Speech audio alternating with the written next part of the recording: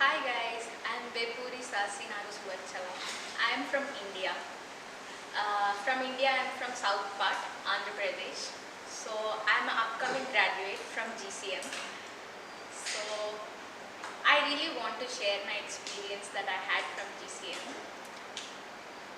To be honest, it really made me see through myself as a good doctor. It made me believe in myself that I can be a good doctor and I can treat people. That is because GCM is providing us lots of clinical exposure. It is going to help you learn a lot before you jump into your internship.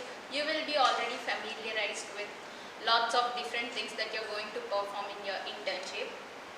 Apart from that, from your medicine start to end, you will be guided very well through the GCM. So it will really help you see through yourselves what you are capable of doing. They are even providing classes for it, which are very good. It will all be guided. We don't have to be worried, especially the fees, which are very affordable, which we will be able to pay. Being a foreign graduate, everything will be taken care of the college and all, which is something you don't have to worry. That thinking that you are in different country, you are all alone. GCM will never make you feel like that.